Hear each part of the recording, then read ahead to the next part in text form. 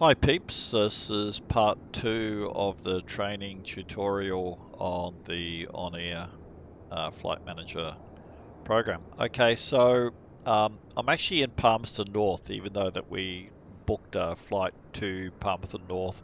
I forgot I actually had to load and thought I had to load for Hamilton, so flew all the way to Hamilton, realised I made a bit of an error, so I had to fly all the way back. So that's one of the things that once you load the load, there is no, I couldn't find a way to abandon the load, so I had to fly back here, drop off the load. Sorry about the extra sound in the background. That's obviously a thunderstorm here at Palmerston North. So I'm actually up Palmerston North. So what we're going to do is we're going to go ahead and we're going to actually we're going to book a short flight to somewhere just to be able to demonstrate what happens again. So just to familiarize yourself again, so it's back to the logistics center, and in the logistics center we're going to be going to a particular airport. Sorry, we're at a particular airport. So we're at the NZPM, which is Palmerston North. We're going to be dealing with short trips, and we're just going to query that again. So by querying it, it will just find all the jobs for us to be able to go to. Obviously, there's one back if I wanted to go back to Ahakia, which I'll probably do in actual fact. It doesn't pay a lot of money, but there's quite a few of them. So we can look for a higher paying job. I'll possibly do a flight where with cargo. I was hoping to get fragile cargo. Oh, there's a fragile cargo one there. Just to give you a demonstration that the integrity of the cargo, if you do steep turns or there's a bit of, and that will probably happen on this flight, even though it's a short one. So I'll take this flight. We'll go to the, we don't need to go to pending. I can just load it by going straight to live operations map. And we can prepare the next flight. So I'll just go to prepare the next flight, and we're going to be going to Ohakia. There's Precision Instruments. We're going to be loading that, confirm the fuel and payload, confirm and fly. I won't increase the fuel at this stage. We'll just go and fly anyway. Of course, the next screen is it demonstrates to you that the cargo is actually loading. We need to still put the destination in, NZOH. Now, I might actually just snippet this particular or edit this particular video only because I need to just demonstrate some things to it, and that way then this particular training part 2 won't be too long. Okay, it's still loading. Look, you can get the plane ready when you're doing that. I quite often do that. I've got most of the plane ready anyway, so I won't need to worry about it too much. I can probably just go back and I'll put in the actual, change the heading and everything. Okay, so yeah, once it's done, it's all okay. You can see that that's highlighted now. Go to the flight tracking page. And then on the flight tracking page, as demonstrated yesterday, all the green ticks here, and all I do is start tracking. So I've obviously kept the same plane, and what I'll do now is I'll obviously start with some other vehicle that came, some other plane that just came in before. Okay, so let's close the door,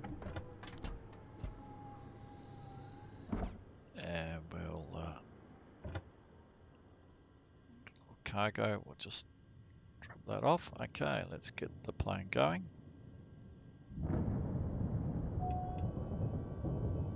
Get the pump, automatically select it. Okay, I've got the nav lights on. Turn over the engine.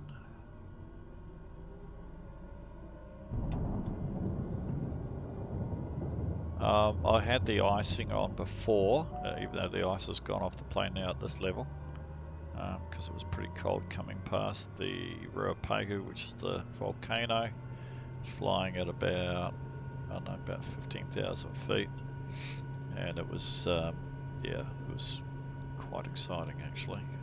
The weather's just terrible in New Zealand today. Okay, so I'll probably be able to, I won't need, I can just taxi straight out of here, so that's good. I won't need to use that. We need to get the Your fuel, flight will be monitored until you land and shut down the engines.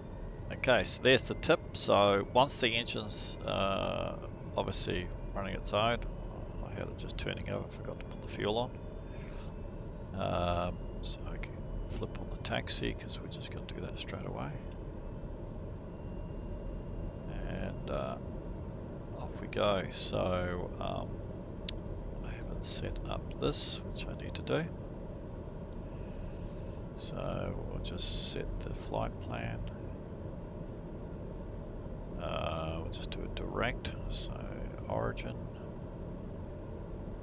NZ, PM, enter, and the destination. You can add all your waypoints, obviously, but don't need to on this flight. NZOH, enter. So there we go. That's where we're heading to. Now, so that's good. And off we go.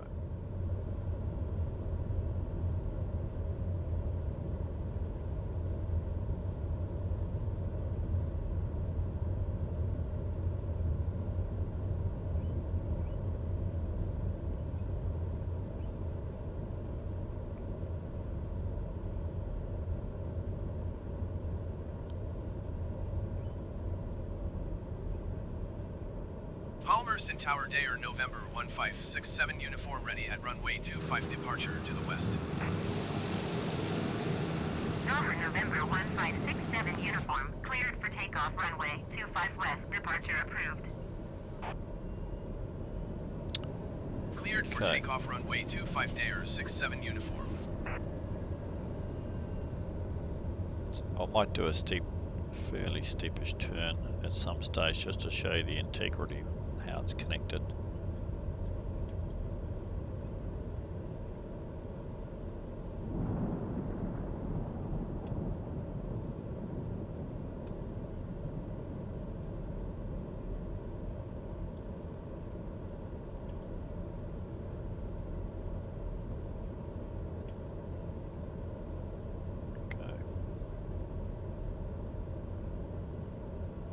Takeoff. There we go, 70%.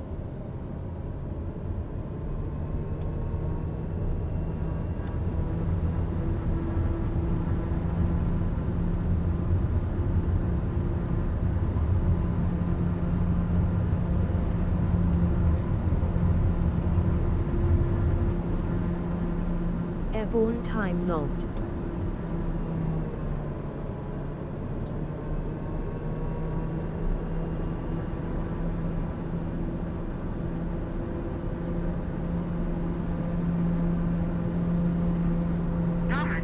Uniform, continue for west departure. I will contact you next when you leave my airspace.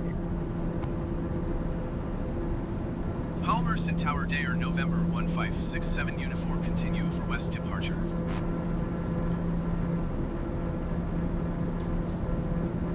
Okay, so we'll do a fairly sharp turn. Let's just see how we go with integrity of this. See if it.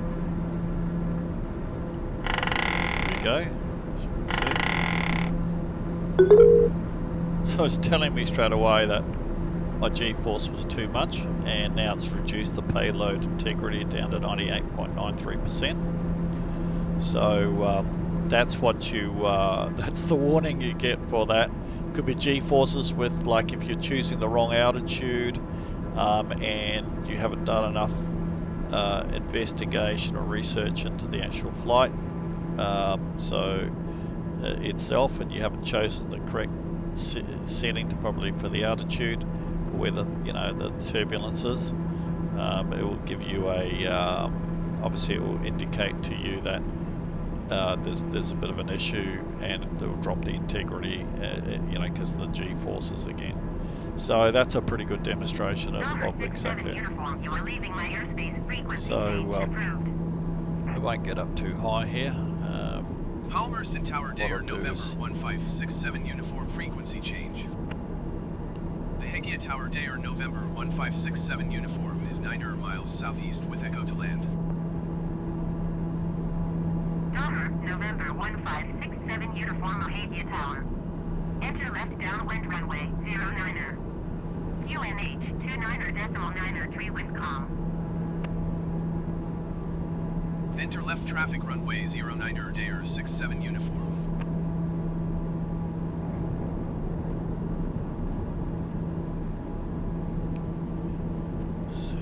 Zero 09. So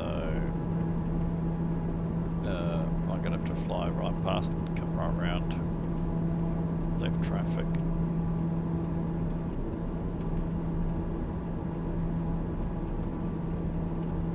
As you can see, the weather was absolutely shocking on this flight.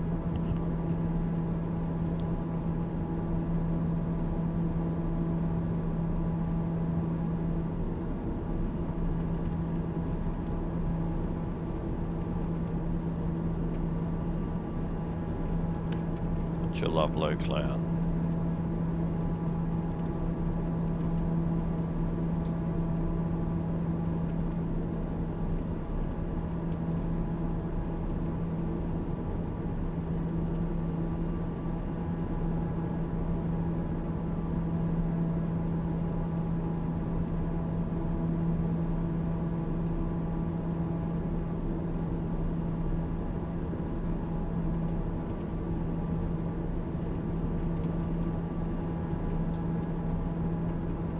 So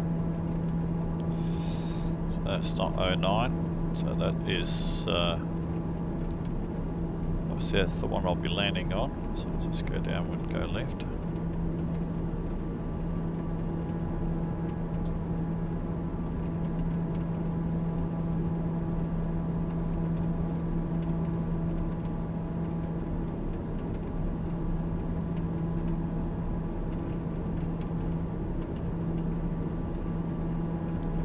The rain or hail on the plane, which is so cool. The other thing, of course, that's quite good about this particular mod is it took the bugs off the window screen that they had. I thought that was became quite annoying for a while.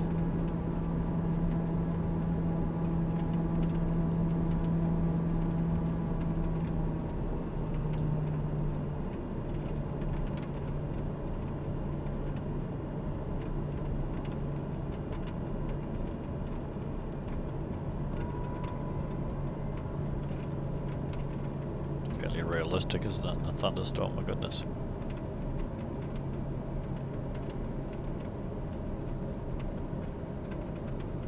That's the other runway, that's not the one that we're coming in on. Tower, 67 uniform, clear to land runway 09er. 1002 entry. Cleared to land runway 09er Day or 67 uniform.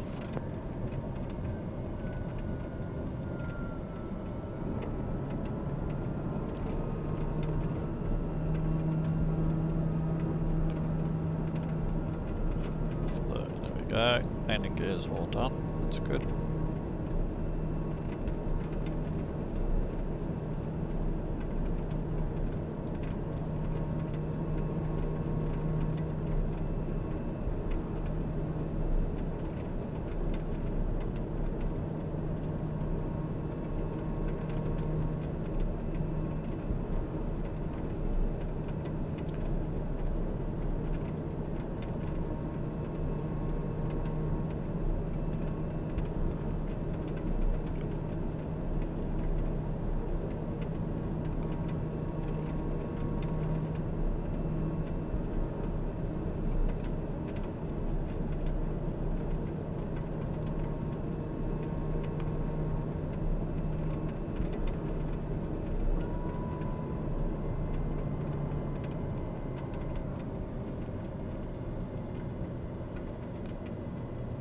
quite the right approach, is it? But that's okay. Weed 10 at 3 knots.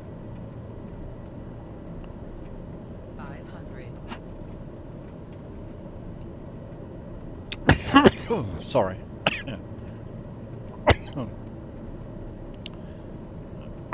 Not ideal to have a coughing fit when you just come into land, is it?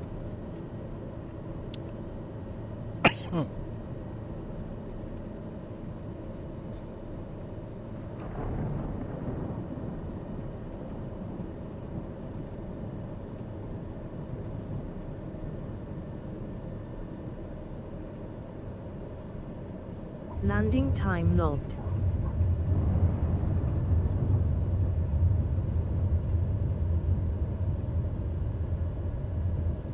Charter 67 uniform exit runway when able.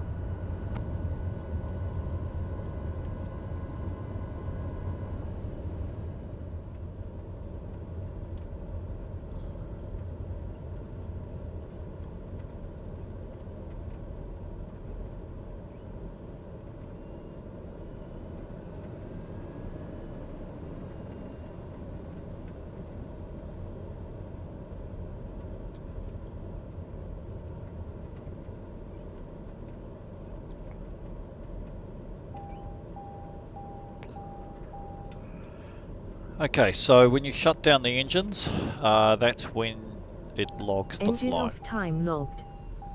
Flight is finished. and It has been monitored by OnAir. so you'll get that information each time you do that.